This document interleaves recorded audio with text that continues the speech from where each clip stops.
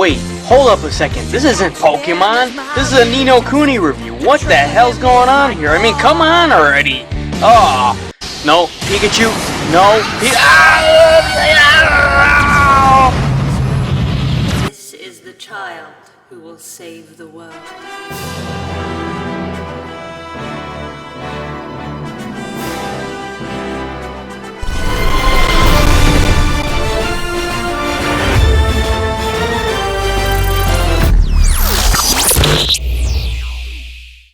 Just got back from being electrocuted by Pikachu, but I'm here. I'm sorry about that, gamers. So, Ni no Kuni. I mean, if you're a fan of classic time-consuming, grinding, and role-playing experiences, if you're not excited right now, you need to work on that. Ni no Kuni does more than ape the classics of genre. It works its ass off to be just as good. And the reason Pokemon's in there, well, we'll get into that as soon as the whole story starts. Wrath of the White Witch tells the tale of Oliver. He's a boy from Motor City who, through a tragic family event, I won't spoil it, finds himself alone and grieving. And after grieving, that's when the adventure takes place. You go into this outrageous, amazing world, and that's where our story begins. I won't say any more due to the fact that it's going to be an epic ride through this review. This game and story and the characters and everything will grip you. You will be so attached to these characters you'll want to keep going. So, let's get into this review of Ni no Kuni, Wrath of the White Witch for PS3. Let's go!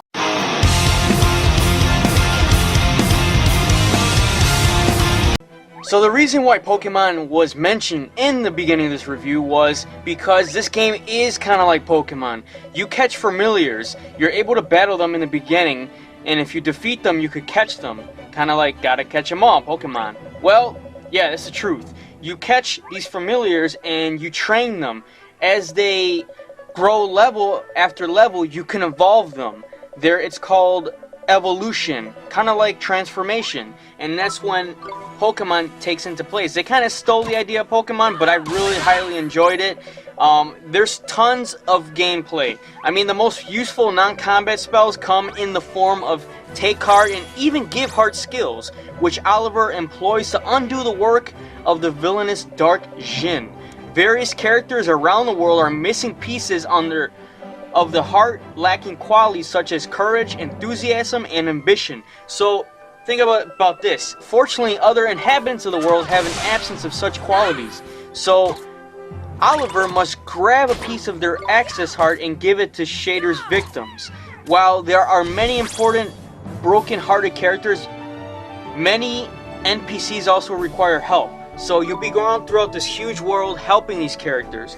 Not the more exciting game, but maybe helping on the broken heart can be rewarded with which one can trade for a number of helpful passive abilities. And the passive abilities are like spells. They grant players the power to build bridges, open locks, like dark tunnels, and even float. Yes, even float.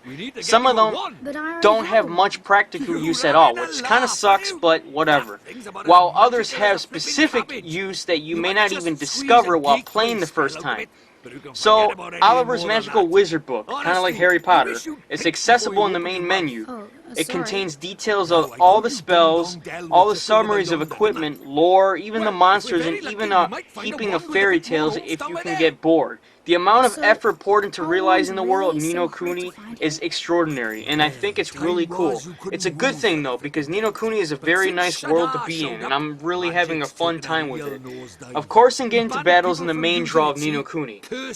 Fans also leveling and hectic combat will be served more than their fair share of pleasure. So think about it.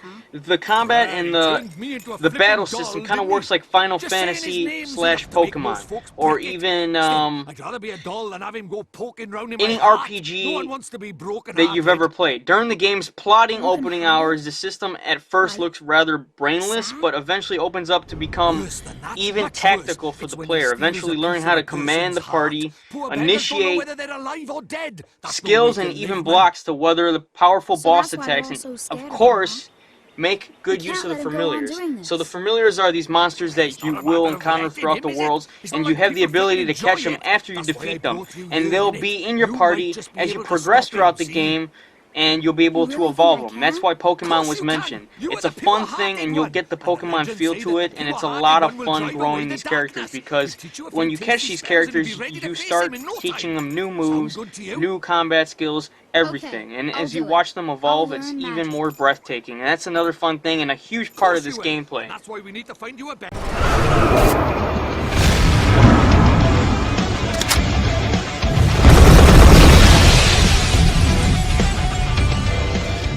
The graphics are very cel-shaded, and they remind me of Zelda the Wind Waker mixed with an anime. And this is a good thing. I mean, there's cel shading alone is enough to draw huge attention. Even at least the paragraph is the beauty and the performing and everything, featuring artwork from the beloved studio. Ni no Kuni is an absolute treasure for the eyes, with fluid animations, amazing creature designs, and some of the most gorgeous, colorful environments you could hope to see in a game. While many games have been praised for looking like an actual cartoon, few titles can hope to come as close as this. I mean, it feels like you're watching a freaking cartoon series. It really does feel like you're wandering around in a living, breathing cartoon. And even 30 hours into an adventure, I was still having my breath taken away by a visual splendor. I mean, it's amazing. The graphics, the creature design, the whole overworld is amazing. Everything about this game and the graphics are so well done, so beautiful. You'll get captivated and very lost in it. I had such a great time looking at this vast world as I was exploring.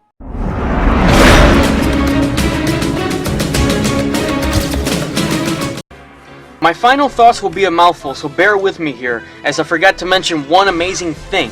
Each human hero and familiar is leveled up independently, and it also lets you gain star boosts and new skills as they rack up experience points. That's one thing that I really love.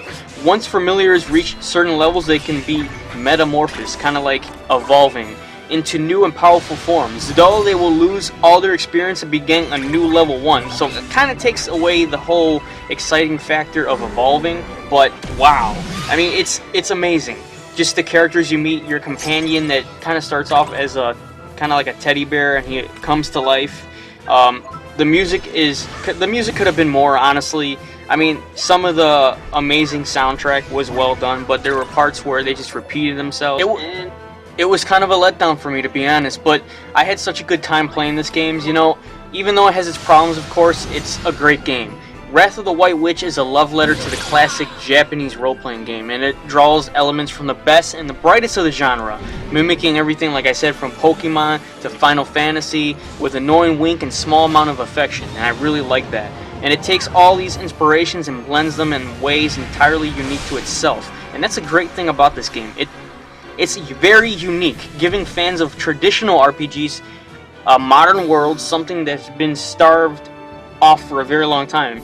You know, it has its problems, but the abrupt difficulty spikes can feel like an ambush, and the amount of time it absorbs borders on the imposing. Soundtrack, Yet, it's annoying as can be, it's still a great game. It's structurally sounded as the game can get something made more impressive, but how messy and sloppy the combat looks better, you start to realize quite how clever it actually is. And even those negatives can intense positives to the right person in the right mood. It's a great game. If you're a lover of games that require you to put in before you get out, you recall the glory days of the Eastern RPG where experience points were the lifeblood and the grind was king. You have literally no decent excuse for not finding a way to play Ni no Kuni Wrath of the White Witch. It's a classic, honestly, it's a classic of the modern age, built entirely from classics of the past, and it makes you feel real comfortable. Cancel all your plans and prepare to enjoy a game that will dominate your life for the next few months. And I mean it. It will dominate. I played this game for hours and hours and hours, and I'm still playing it. The voice cast, everything, the animation. I give this game a 9.7 just because of the letdown of the music. But 9.7. Comment, rate, subscribe. Tell me what you guys think. Until the next time, guys. Happy gaming. Take care. Critical.